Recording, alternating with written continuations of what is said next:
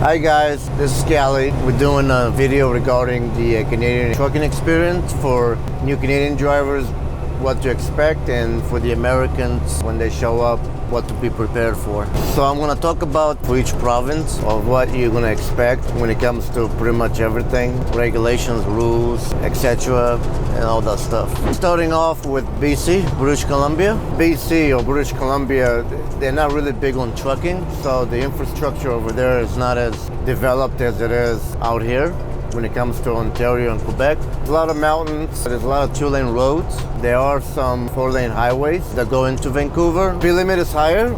In BC, 120 kilometers for trucks and buses, including cars. Weight restrictions, obviously in Canada you can hold more weight in the US. Weather-wise, it does snow a lot. It doesn't get as cold as it is in the prairies or the East Coast. There's a lot of snow, not much when it comes to negative temperatures. And then not many truck stops. There's only a few Flying J's when it comes to BC. BC does have strict entrance, just like the US. The borders are pretty tight when it comes to Vancouver, US, vice versa. Alberta, I would say it's the meat capital in Canada. You know, they're big on beef. The Rockies, they call them the Canadian Rockies. They start from the Alberta and they go down to Colorado, the ridge. I would say half of it is mountains, the other half is flat. You get into Calgary. Once you pass Calgary and Edmonton, you get into mountains and hills. If you're going east, then mostly it's like flat, little hills. Speed limit is 110 for trucks. It does get cold. It does get into the negative when it comes to temperature-wise. There aren't that many places to park. There's like Flying J's in Edmonton and Calgary. But when it comes to rest areas, I only see one, and that's when you enter into Alberta. There's a rest area and there's a way station. So when it comes to parking, it could be a challenge for guys looking for rest areas with bathrooms. There are some little portable rest areas. They're not portable, but they're kind of like little buildings to where you can go in and just use the restroom. There's no like facilities. It's just an outside bathroom, I guess, if you want to call it that. Truck stops are pretty far apart, I would say, in my experience, unless you're delivering into Calgary or Edmonton. There are some little bitty ones on a two-lane road that you may catch, like Esso or maybe a Petropass. Some of them don't have full facilities, some of them do. Other than that, it's a beautiful province in the middle of nowhere, so you have to make sure you fill up so you don't run out of fuel. Saskatchewan is pretty much the prairies. Obviously, prairies start from Alberta and they run a little bit to Manitoba. So Saskatchewan it snows and it gets really, really cold. The wind chill, the winds are powerful. The winds can roll a truck over. It's flat land. Rest areas? None.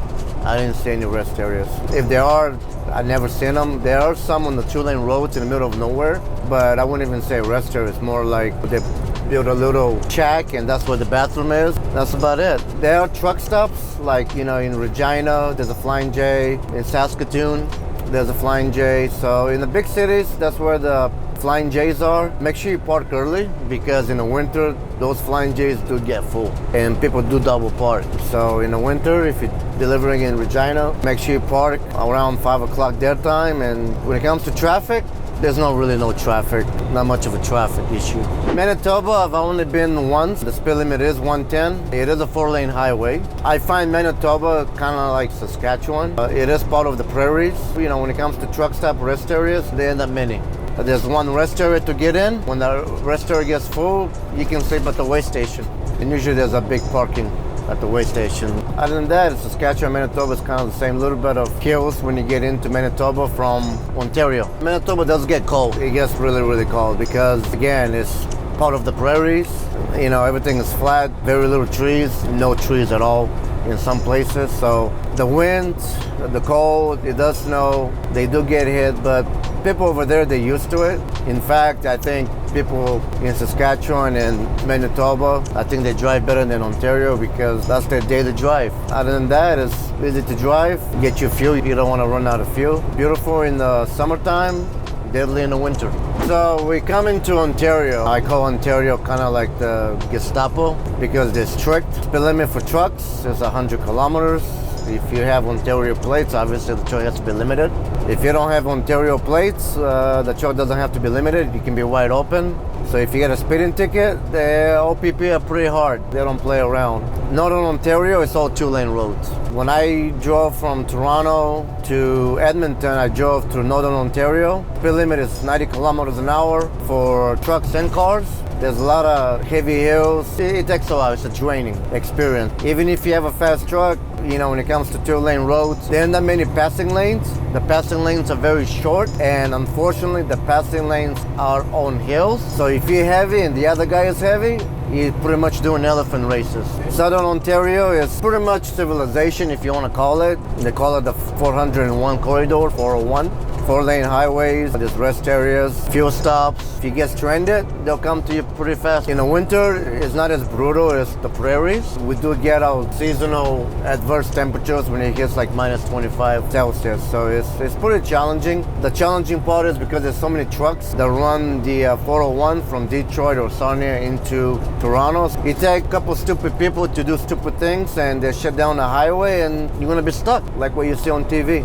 That's the challenging part, is dealing with traffic when you get into Toronto. Toronto is not as bad as New York City, but Toronto is like New York City. It's made out of 5 boroughs. So if you're delivering in Toronto, make sure you know where you're going. You know, there are low bridges, there are streets that you shouldn't be on. Places in Toronto, like on St. Clair or University, plan your trip, know which way you gotta get in. I was a city driver for 4 years, so you know, you get to know the place. Some guys that they get nervous delivering, going in. People drive crazy in Toronto, right? So if you miss your turn, where are you gonna go? So Toronto can be challenging for those that never driven there or only maybe go once a month. You know, like I said, it's not as bad as New York City. Quebec, technically it's supposed to be French and English, but unfortunately Quebec people are a little different. The province is a little different than the rest of the world, as you want to call it. So everything is in French, so you have to kind of know the basics, you know, east and west, north, south, street, things that you gotta survive in order to get there and get out. When it comes to Quebec, 105, the trucks have to be limited if you have Quebec plates. The scales are open, not 24 hours, but some of them are open at night. Weather, in the winter it's cold. It can get really, really cold. In the summertime it's beautiful. You don't have to idle your truck. It doesn't get that hot. There are some occasional heat waves, but in general it doesn't get that hot. Quebec food, I think, is the best. Like French cuisine and European food is heavy, unhealthy, but really, really good. I strongly recommend to try French food. It's really good. Road infrastructure in Quebec, traffic in Montreal is hell. It's crazy. The whole city is under construction. It's probably been like that for the last, I'd say, 4 or 5 years, because I used to go to Montreal all the time with my car. I've passed to Montreal a lot to deliver. I've been a few times. It is challenging because everything is in French. And if you don't know French basic words, you will get lost. Don't trust your GPS, because everything is under construction, so the highways, they will not match your GPS. Low bridges, Montreal is full of low bridges. It is very full. It's a very old city. It's older than New York City. Going into Montreal, and you want to make sure that you have a backup plan in case you miss it. Montreal is kind of like a spider web, tree branches. You know, if you're not in the right lane, you're screwed. It is kind of like Manhattan. It is like on an island. When it comes to making a right turn, you're not allowed to make a right turn on a red light. That goes for everybody.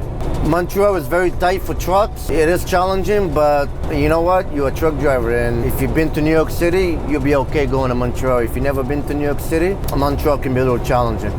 There's no place to park in Montreal. They are, but they're kind of like very, very small. Only the locals know it, and I wouldn't try to park there. What I would do is, if you're delivering, call the customer. More likely they'll speak French to you, so what you do is now go to Google Maps and see if you can park. I get lucky sometimes. Sometimes when I deliver, the customers, they do have their own parking spots. Don't count on that, because you're not the only truck that is delivering to the same location. There's rest areas when you get into Quebec. I would say park there.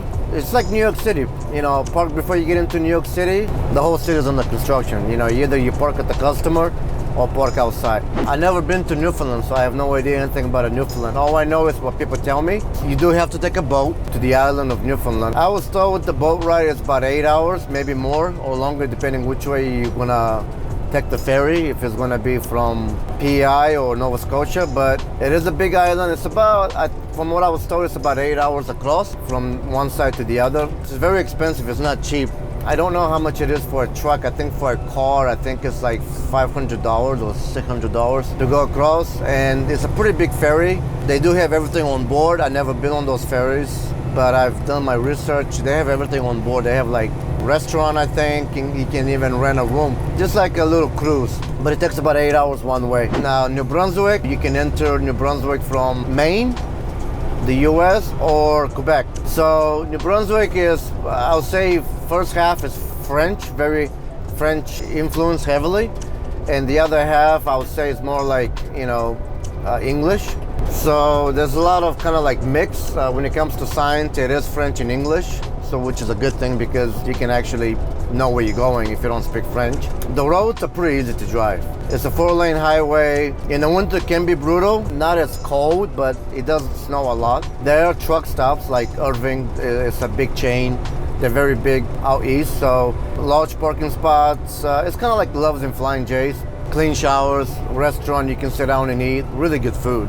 If you like kind of like French food, and they have like seafood too. Seafood is really good. Other than that, it's not as populated. There's no traffic. It's a 4-lane highway. There's rest areas. I wouldn't say there's a lot of rest areas, but there is a lot of truck stop. There's a lot of Petro Pass, Irvings that you can pull over and sleep and get your rest. New Brunswick is pretty much hills, easy to drive, no traffic. There's only a couple scales, I believe, going in and going into Nova Scotia right before it. The next, we're going to talk about Nova Scotia. Nova Scotia, biggest city is Halifax. It's pretty nice. It kind of reminds me of Vancouver, but kind of like East Coast style. Sometimes if you're delivering in Halifax, you might be able to see the Navy ships, kind of like you see them in Vancouver. It's not really a big province. You can pretty much go to Nova Scotia within a few hours and get out. I've never been out east of Nova Scotia. I've only been to Halifax and back to New Brunswick. But if you want to go to Newfoundland, you have to go on the east side of Nova Scotia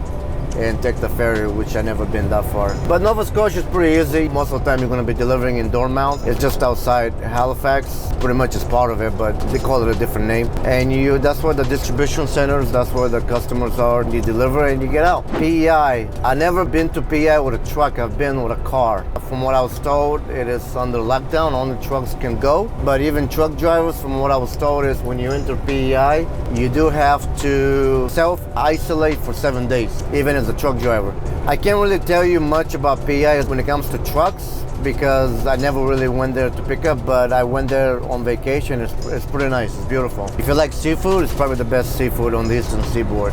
Like really good seafood, like lobster, anything you can think of. It's just great. It's amazing. It's cheap. I think when I drove from one side to the other, I think it only took me like 2 hours. It's very beautiful, cheap to live. There's nothing there except potatoes. They make French fries, they have potatoes and potato vodka. There's 2 ways to get there. It's toll bridge and ferry. I've never been to Northern Canada. I've never been to Northwest Territories. I do know you can drive to the Arctic Ocean and to the Arctic Circle with a car. The roads are somewhat developed, some of it's gravel. It's kind of like driving the dumpster highway in Alaska, but in Canada there's more infrastructure. There's actually like towns and hospital, and there's actually a couple of trucking companies up there. From my research, you're literally like in the middle of nowhere. There's a couple of big towns like Yellowknife and fuel is scarce, so make sure you fuel. I don't know where you park, assuming in the middle of nowhere. There's no like Flying J's over there. When it comes to temperature, it gets really, really cold. That's the route that takes you to the Arctic Circle into the Arctic Ocean. But in the summertime, it's very beautiful. It's actually very touristy. You can drive to the Arctic Ocean, and in Alaska, you're not allowed to do it. I think you have to have an escort. You have to pay somebody to take you to the Arctic Ocean. In Canada, you can actually drive it.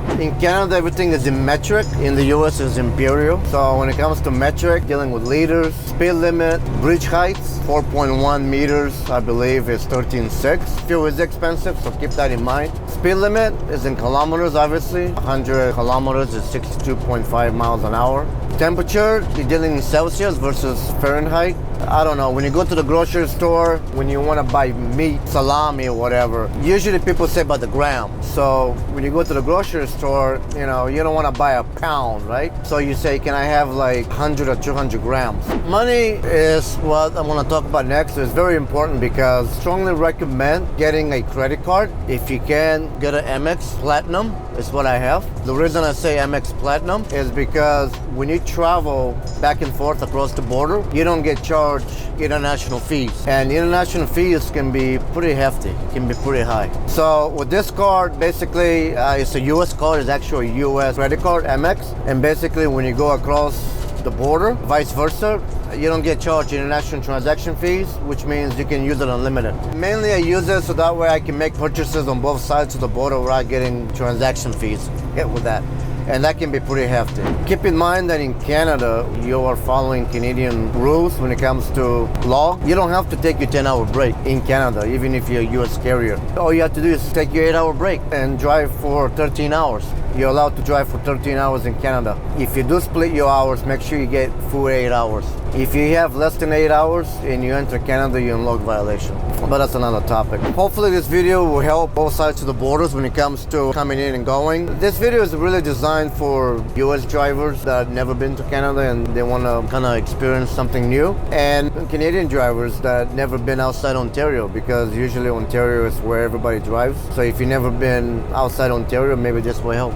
Thanks for watching. If you like the video, subscribe. If you don't, I really don't give a shit. But I appreciate it for watching.